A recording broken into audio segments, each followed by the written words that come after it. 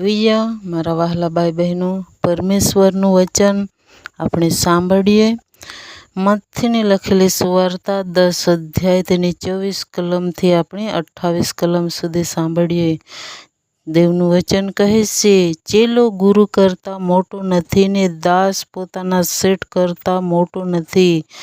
ચેલો પોતાના ગુરુ સરખો હોય ને દાસ પોતાના શેઠ સરખો હોય તો તે જ ઘણું છે. જો ઘરના ધણીને તેઓએ બાલજુબુલ કહ્યો છે તો તેના ઘરના લોકોને કેટલું વિશેષ કરીને તેઓ એમ જ કરશે.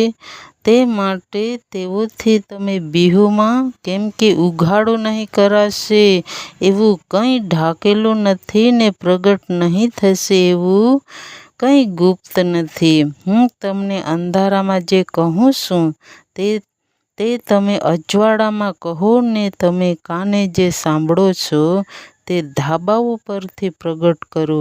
અને શરીરને જેવો મારી નાખે છે પણ આત્માને મારી નાખી શકતા નથી, તેઓથી બીહોમાં પણ એના કરતાં આત્મા તથા શરીરને બંનેનો નાશ નર્કમાં જે કરે છે તેનાથી બીહો. મારા વહાલા ભાઈ બહેનો, જ્યારે આપણે દેવની સેવા કરીએ છીએ તો આપણને લોકો ડરાવે છે, ધમકાવે છે, પણ એવા સમય આવશે કે આત્માને અને શરીરને બંનેનો નાશ કરશે એવો સમય પણ આવનાર છે. માટે આપણે અત્યારે ડરવાનું નહીં તેમજ બીવાનું પણ નહીં, પણ દેવની સાથે આપણે રહીને સેવા કરશું. પ્રભુ ઈસુ આપણો આત્મા પણ બચાવશે અને આપણી સાથે